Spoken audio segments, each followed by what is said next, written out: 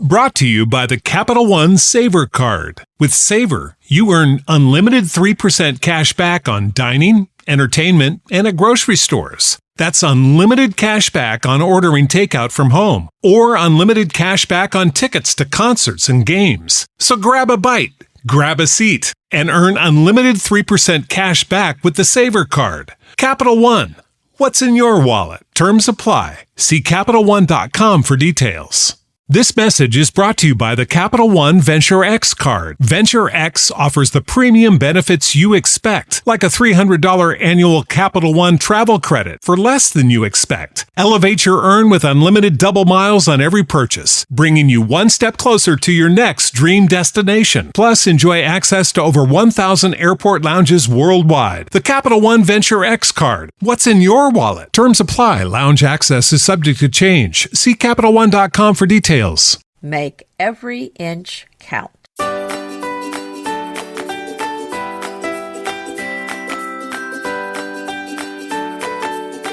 Hi, I'm Anita Joyce here with Kelly Wilkness, and this is Decorating Tips and Tricks. Today we are talking about small patio ideas that make every inch count. These are ideas that you could use for any porch or patio, be it large or small. And it really is amazing what you can do even if you have a small space.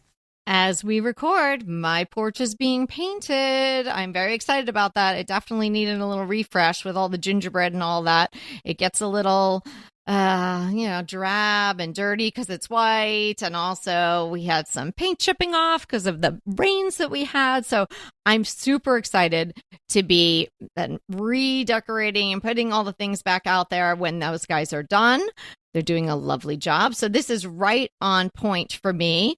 And whether, as Anita mentioned, whether it's a patio or a porch or a yard, a lot of the tips we're talking about today are going to be applicable to whatever space you have. But we're really focusing on these small patio ideas because it is such an important space. It is so nice to have some outdoor space to enjoy throughout all the seasons, but particularly as the weather is getting warmer. And we think that sometimes when people have a small space, they discount it. It's, that's just some place where, you walk over it to get to the driveway, or, oh, that doesn't even have room for tables and chairs. And so a lot of people don't think about decorating or all the possibilities of decorating these smaller areas. And so we want to give you lots and lots of tips today.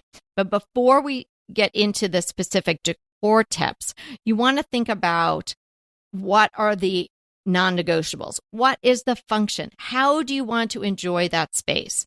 So if you are a person who likes to have your morning coffee and a little peace at that time, this might be a perfect spot for you to create a little area where there's a bistro chair and table, even if it's just one chair and a tiny little table.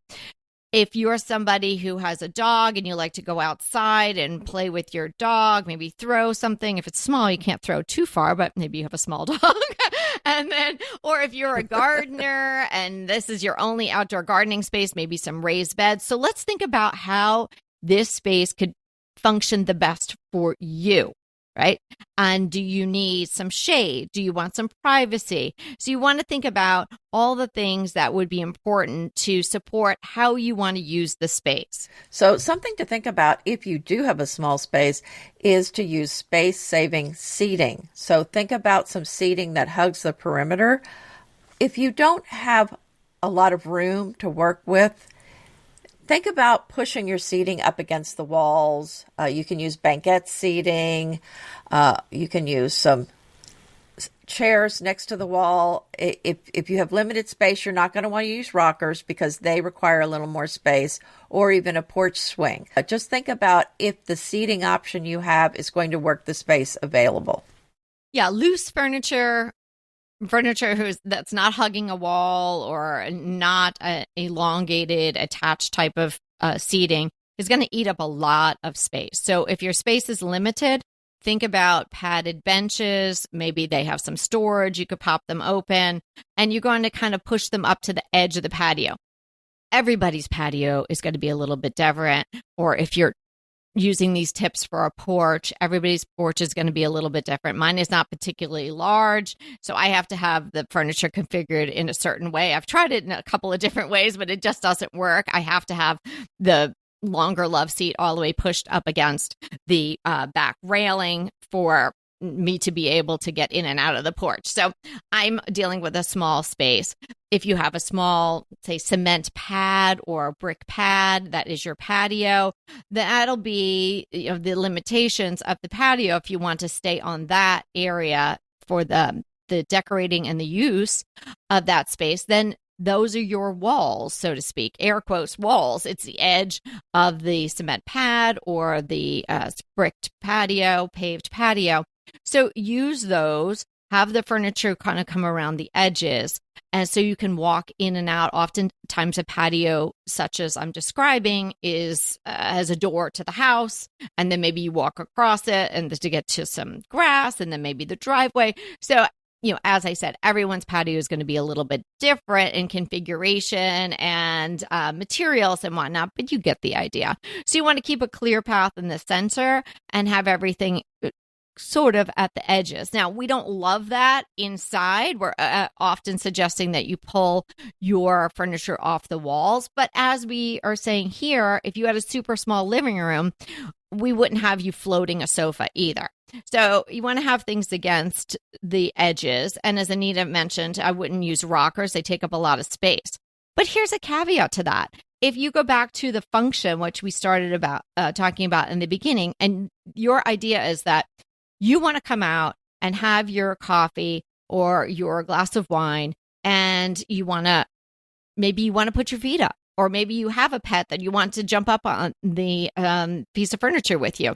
Then you could have just one big chair with a nice big ottoman and a little side table.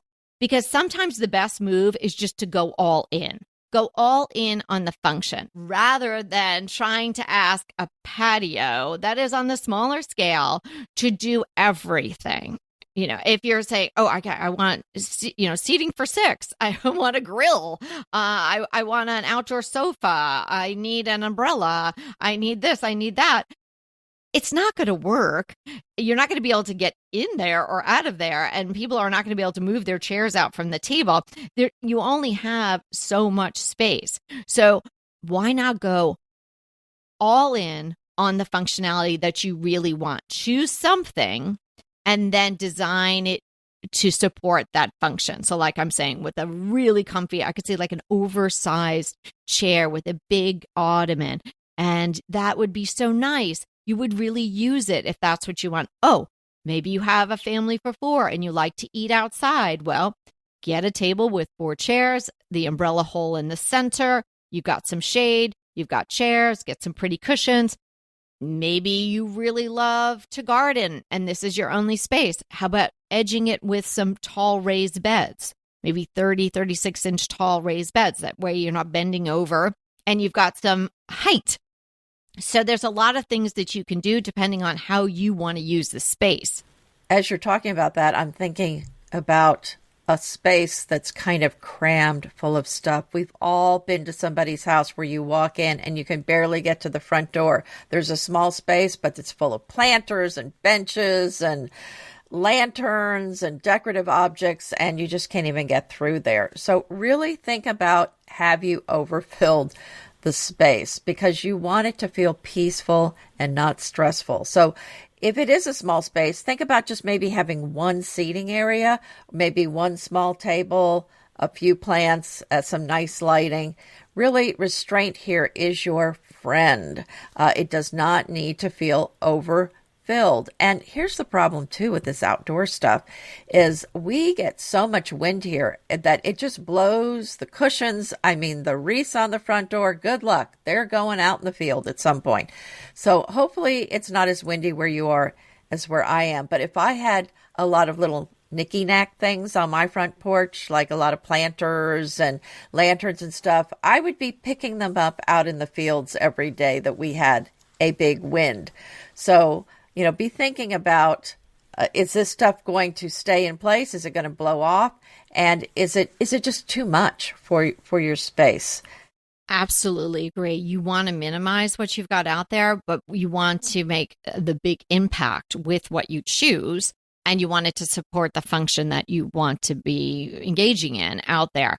A lot of little planters, it's kind of like a lot of little decor inside. It just doesn't carry the moment. It is just going to look messy and confusing and a lot of visual noise. And unless they're on top of something, they're going to be really low. So you're not going to really appreciate them that much. You're going to be seeing into the dirt in a lot of them. And it's a lot to take care of, a lot of little plants. And in smaller containers, they dry out more quickly. You have to water them more. They need more attention. They need more feedings because they're not getting the nutrients from being in the ground. They're in this contained universe. So I would not have a lot of little plants that were in containers.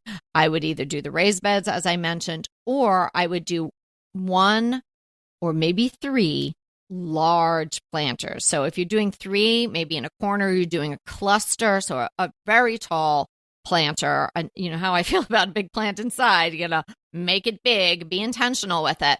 And then you could do a medium and a small.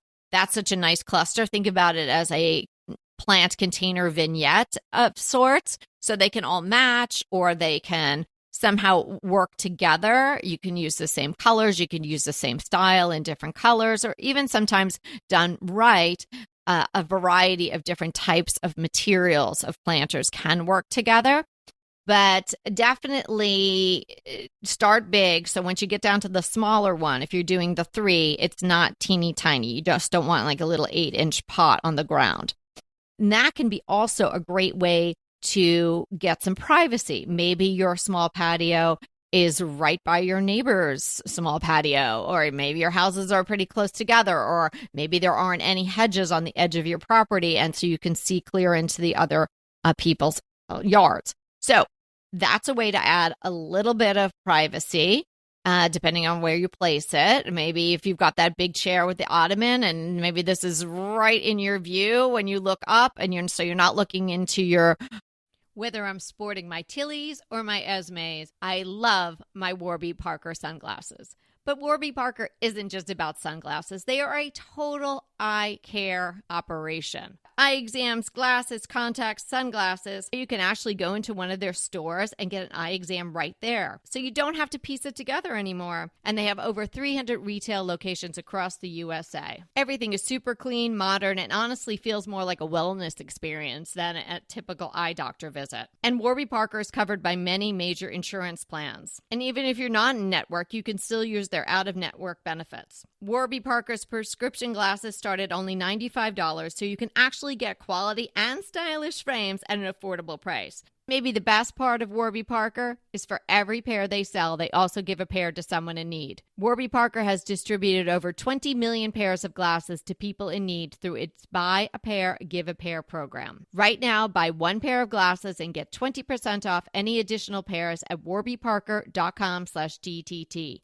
That's 20% off any additional pairs when you purchase 1 pair at Warby Parker. That's WARBY Parker.com/DTT. Comfortable, versatile, and somehow right for almost every occasion. That's why I love the Quince Summer Edit. The Quince Summer Edit is filled with pieces you will want to wear every day and you can take from day to night. Everything at Quince is priced 50 to 80% less than similar brands. They work directly with ethical factories and cut out the middleman, so you're paying for exceptional quality, not brand markup. And it's not just apparel. Quince offers elevated essentials for your home, from bedding and bath to kitchen essentials and furniture. And did you know that Quince also offers jewelry? I absolutely love the freshwater cultured pearl toggle necklace. It is the right mix of classic and fresh, and you can dress it up or dress it down. It'll be the piece you want to put on every day. We love absolutely everything about Quince, from the rugs under our feet to the clothes on our back. Make your summer wardrobe feel easier and better. Go to quince.com/DTT for free shipping on your order and 365-day returns. Now available in Canada as well. That's Quince, QUINCE.com/DTT for free shipping and 365-day returns. Quince.com/DTT. So you can surround your patio with greenery. So if you're lucky enough to have some dirt or grass around this patio, you can actually go right into the ground and plant some hedging material. You can start with just even 5-gallon hedges. They're small, they're easier to plant, and they will grow. I promise you, if you water them, talk to them a little bit, maybe feed them a little bit, they will grow and they will get as big as the more expensive, bigger, harder to plant ones in a fairly short period of time. Try to choose something that's going to work in your garden zone. So you don't want to be competing with the climate. You also want to take in consideration the type of sun or lack thereof that you get there and choose the right plant. So you have to do a little research on that. And then plant them about 36 inches on the center. So about 30 inches apart. So when they grow, their branches will then interconnect and you'll get this privacy screen. So that's a way to do it with plants sort of just standing on their own. Something I've done that to great success in my yard is I did a screen. So I have posts put into the ground and in between very inexpensive mesh that you can buy just in rolls at Home Depot. So the mesh went between these wooden posts, and I did this along my driveway, but you could easily do this to edge a patio. And then I planted jasmine. So I used the pink-throated jasmine. It will climb into the mesh. You have to help it a little bit because it doesn't have its own tendrils, but it's very easy to get started. And once it starts to go up the mesh, it just takes off. And so it's beautiful. It's a green screen. It was very inexpensive. Those types of plants are small. They don't cost very much. And if, God forbid one doesn't make it, you can easily take it out and put in a new one. And then in April and May, it blooms and it's so beautiful and it smells so great. So that's So that's a sensory delight from this screen that I have going along our driveway. Otherwise, I would have seen our cement driveway and then I would have seen our neighbor's house. So it's really done a lot. It's adding so much. It's beautiful. The pollinators love it because it's blooming a lot of time during the year. The birds make nests inside of it, and it just really softens the property line and creates this beautiful privacy screen. Oh, I love that idea. And that is a problem when you're in a neighborhood where the lots are very small and you're right next to the neighbors. It really is nice to have not only a privacy screen, but something that is growing, something that's green, something that's going to smell wonderful. So I love this idea. And you're going to have to send me a picture because I think this is marvelous. I'll send that to you. So, yes. When you're out there, think of this outdoor space like an indoor space. In many ways, it is going to be decorated the same way. Like we said, there are a few differences, but one thing that is the same is that you need a focal point. So think about what your focal point is going to be. Do you have a beautiful view?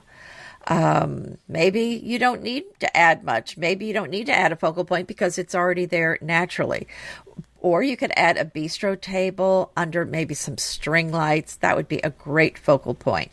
Or a fire bowl on your table or your coffee table. That's beautiful and interesting. An oversized planter. Maybe you have a painted wall or a trellis panel like you were talking about, Kelly. A bold outdoor rug. I've seen so many beautiful Rifle Paper Company actually is the brand I've seen that has beautiful outdoor rugs. I love these, and I have several of these. They really make a big difference. It really does make such a difference having the right rug outside, because I have some boring ones that now I cannot wait to get rid of because I've seen so many beautiful, colorful ones this year. So the rug can make a massive difference. You can also maybe have a bench with some striking cushions, or maybe one of those hanging day beds. That's on my bucket list. I really want one of those, and that would make a wonderful focal point. Think about giving the eye somewhere to land. A mistake that people make is just buying these patio sets. I think that's a mistake no matter what size patio you have. But certainly if you're dealing with a smaller space, you don't want to buy these patio sets. They're just not going to fit.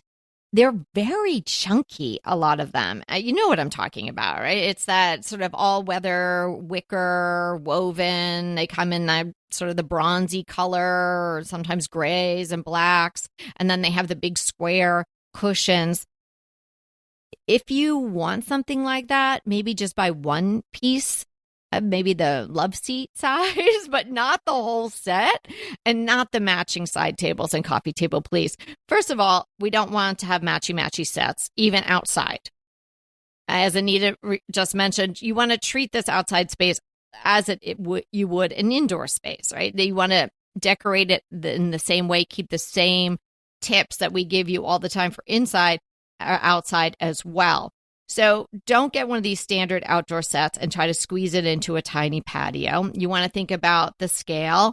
Certainly keep your measurements in mind and look for more open framed pieces, not something that's so clunky and solid, and avoid those thick, bulky arms. Like we joke about those 90s rolled arm chairs and half that, everybody was having for inside. They still make things that big for outside, and it might not work, and it probably won't work if you've got a small scale patio, yard, or porch. And then you have fewer pieces with the better proportions for your space. So the right scale is going to make the patio feel bigger. It's going to feel weird if you've got this little patio pad and then you've got this giant sofa on it. It's just not going to feel right at all.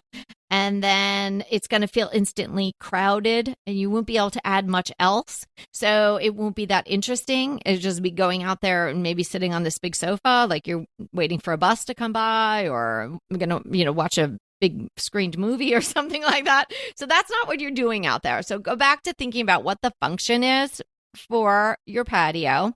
And you definitely want to make choices that support that. But you have to keep in mind the scale and the actual proportions.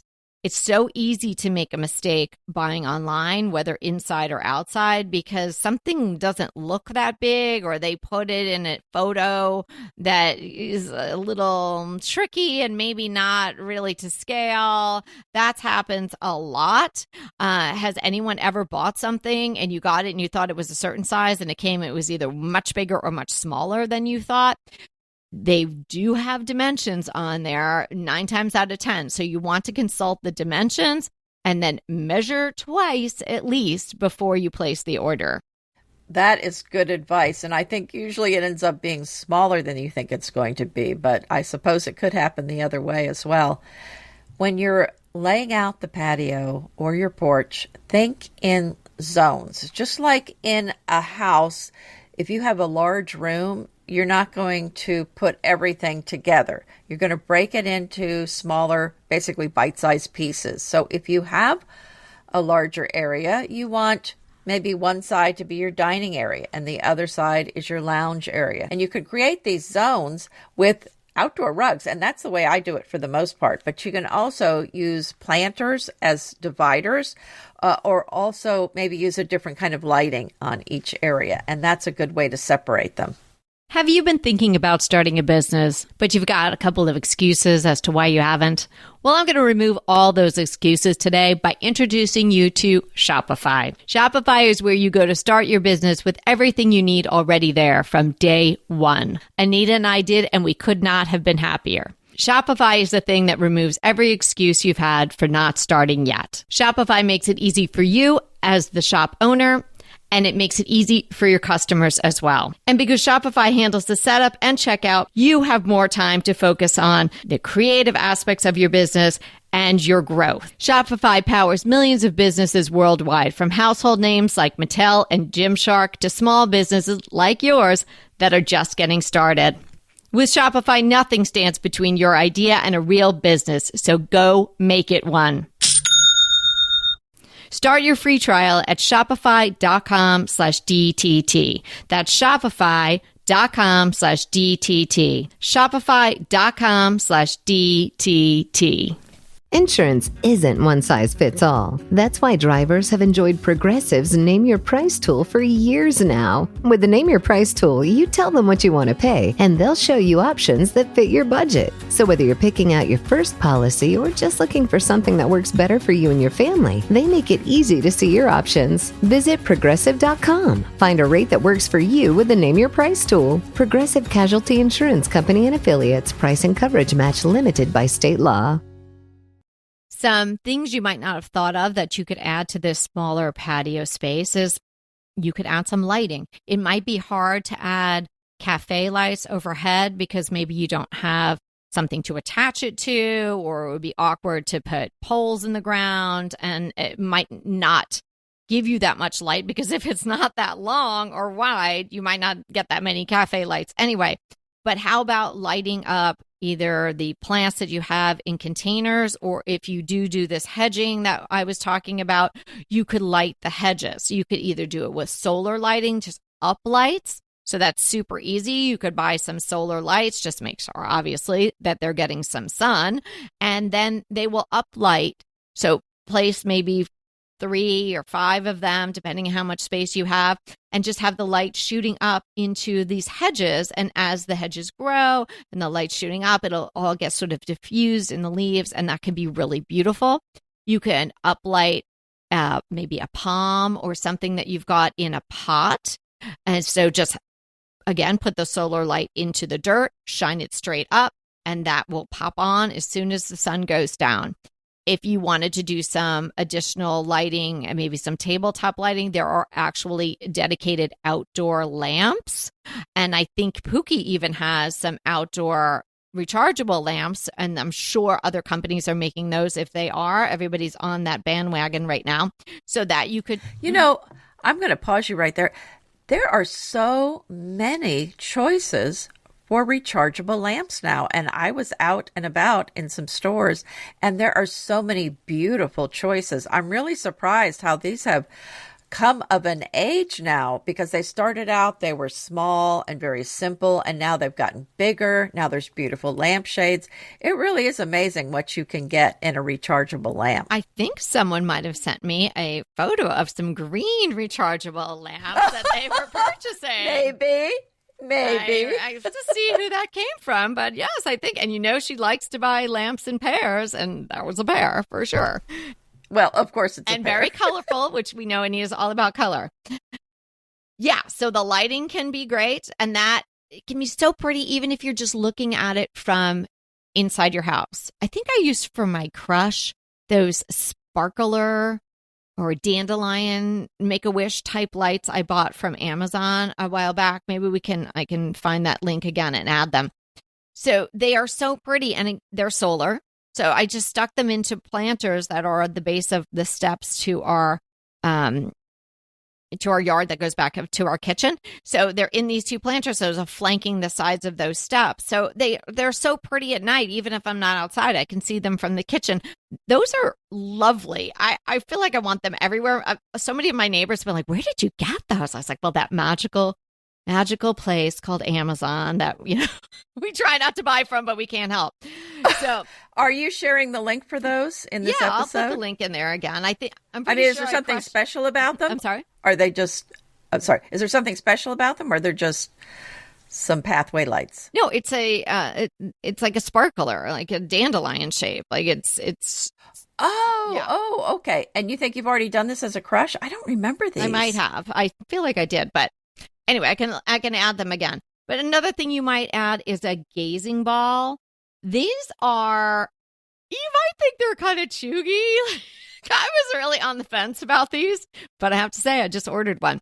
I looked up gazing balls, and usually they're silver, and you put them in your garden, and they obviously reflect things, and they just are kind of a softish focal point. They're kind of interesting. You want to have them on some sort of pedestal. So even if they were in a planter or raised, I have like a bird bath that I placed mine in.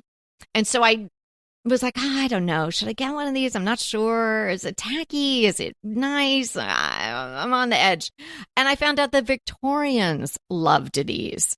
And so I have a Victorian home. And I thought, well, let me just try it, because I kept planting things in this metal bird bath that I had. And it was just so hot. And with the metal, no matter what I put in there, I would be a slave to watering it. So I thought, let me do something different. So now I put the gazing ball in there and it looks great. And it's in my front yard, but you could easily put something like this on a small patio and just have it be a focal point. And also it would be then very reflective. You could hang a mirror if you have a wall or the side of your house has some sort of wall. There are dedicated outdoor mirrors that can be out in the elements, or you might just find something at a thrift store that you really like. And hey, if it lasts a season or two, fine. So I would, for me, want that to be behind the mirror, to be behind maybe some branches or maybe behind that big potted plant that you've got there, because I wouldn't want to think I have to clean that mirror all the time. So something that's going to obscure it a little bit, because it is obviously going to get dirty, and if it rains, it's going to get drips on it and whatnot. Hey, I just found your dandelion lights. Those are so cute, and they're really nice in person, I take it. They're really nice in person. My girls don't love the way the solar looks during the day, because you does have a little bit of an apparatus. But then the plants grew up just enough around it, so it's just nestled in there. You can't bury the solar little, right, the little panel there. It has to be exposed to the sun. But I think it looks great. Once the plants kind of grew in around it, you can't even see it. Oh, and I like the idea of a gazing ball. I think that's a great idea. I don't think you want about 10 of them, but I think, one or two I think would be nice. So I think that's a great idea. I've been telling you about my app, Home Design Coach, but today I'm going to let a Home Design Coach user and DTT listener tell you what she thinks about the app. I received this wonderful email from Marilyn L. Marilyn says, "This is a short note of gratitude for your home design app. Trying to plan my first remodel in a house I have lived in and truthfully disliked for 20 years was overwhelming and discouraging. But having the daily bite-sized lessons and analysis of how I want to define each space and eventually how to proceed in achieving my goals has enabled me to feel more confident and enthusiastic about the remodeling process, and increasing my appreciation of the house itself. The app is amazing because it truly feels like we're having a conversation about my specific rooms, and you are providing targeted advice to address my needs. I have to laugh because I'm a DTT podcast listener, so I actually hear your voice as I'm reading through the daily lessons and written responses. Congratulations on developing such a useful app. It is definitely worth every penny!" Exclamation point. Marilyn, I can't thank you enough for this email, and I'm sharing it here today with the permission of Marilyn to give you the insights of an app user and DTT listener. So if you're thinking about trying my app, Home Design Coach, give it a try like Marilyn did, and I hope you find it to be as helpful as she has. If you want to give Home Design Coach app a try, head to studio.com/Kelly. The link will also be in the show notes. So let's talk about the formula for a patio area. So you need some seating for your area. You're going to need a comfort layer, cushions and pillows. You're going to want some protection from the sun. Maybe it's a covered porch, or you can use umbrellas. You want a base, so you've got your outdoor rugs, some greenery. You can add planters, a trellis, a hedge, or potted plants, or maybe you just have a beautiful yard to look at. And how about a focal point? A fire pit, a table, lanterns, or maybe a statement planter. So I think we've got you covered. Just cover your points and invite us over. Invite us over. Yeah. So if your patio is feeling tiny, awkward, exposed, or it feels impossible just to make it feel welcoming, this episode is clearly for you. Don't waste that space, no matter how small it is. It is so wonderful to be able to extend your living space. And it doesn't even have to be just for the warmer seasons. And, maybe you put a little fire pit out there or something, or even a little fire bowl, and you can be out there when it's cooler, or put a sweater on and head out with a cup of coffee or a mug of hot chocolate. Use it. Make it lovely. And then you're going to want to go out there. Don't just use it as something you walk across to get to the other side of your yard, or get to put the trash out, or go get your car. Make it a destination. And the smaller it is, the easier it will be to follow this formula. It won't cost you that much money. And you might have stuff around your house that you could just pull out there for these warmer months and see how it goes. See how you're using it.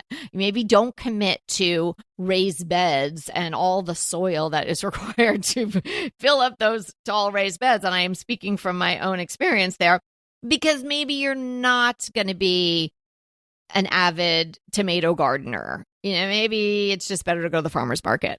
But maybe you would go out there and have your morning beverage, or maybe you would go out there and have a glass of wine in the evening, something like that. So if you haven't done anything to your small space patio just yet, think first how you want to use it, and don't make a big commitment to that one function until you're super sure you're going to do it. So if you're thinking you want to raise some veggies or something, do it on a smaller scale before you going ahead and getting the big raised beds. If you think you might want to go out there and just enjoy the space to relax, well, just pull something out there or buy an inexpensive folding chair for now. Get the vibes of how you're going to use it, and then go all in on that way that you want to use the space. It's such a delight to be able to go outside at any time of the year and use your outdoor spaces. So what's your crush today? A beautiful YouTube video. It is from our friends at houseandgarden.co.uk. They have the most lovely videos. And this one is a beautiful London flat. It belongs to interior designer Louisa Greville Williams. It's full of color, pattern, chintz, rugs, antiques, and flowers. Kelly, you're gonna love it. Speaking my love language, I gotta go watch this right now. I know. And some of these, I just want to just have them on in the background all day. They're so beautiful and they're so inspirational. So I think this is really a lovely one. Now, I know in this episode you did blab that I bought some lamps, but other than that, I shared. I didn't blab. I shared. You shared. You shared. But I am spending less, and so I am sharing more videos and less products because I'm trying to buy less. So that's interesting. I didn't think about that. Reflecting. You didn't think about that when I mentioned the lamps today and the chairs in the other episode? Well, I have not really seen this through line in your crushes lately, but yes, now that I consider it, I see that that's happening. There are less purchasing items. Okay, good. Yeah, when you're decluttering. Yeah. You're thinking, am I going to be hauling more stuff out of my house now? Like eating Thanksgiving dinner and then using your crush to be, sweet potato pie or something. No, you don't want to do that. Too much. Yeah. It's too much. You have to take a break. So what is your crush? Well, my crush today, sort of in the lines of what we're talking about, because it's the podcast Talking Gardens from Gardens Illustrated magazine. They have their podcast, and I absolutely love this podcast. And I was hoping it was coming back. They have a season schedule. So they go away for a long period of time. And I keep checking, do they have new episodes? And sure enough, season 6 is back. And they've already recorded a couple of them and they're out. So if you enjoy gardens, and if you or a podcast listener, which I think you might be, you might really love this as well. Talking Gardens, and it's from Gardens Illustrated magazine, and it's season 6. But if you haven't listened to it, you'll have 5 seasons already in the bank that you can listen to. So get to it. I will link that in the show notes. Thanks so much for hanging out with us today. And remember, we are here to inspire you to create a beautiful home. Until next time, fabulous, fun, wow, even better than I had hoped or expected. These are just a few of the words used to describe a DTT design consult. We've been doing consults for many years, and boy, are we good at it. And people are loving the results of the advice and suggestions that we make for them. It's so easy to schedule a consult with us. Just simply go to our website, decoratingtipsandtricks.com, and click consult. There you'll be led through the very simple process. And sooner than later, you, I, and Anita will be discussing your home in detail. So sign up for a consult today. Let us help you design and decorate the home that you want and deserve. Looking forward to talking to you soon.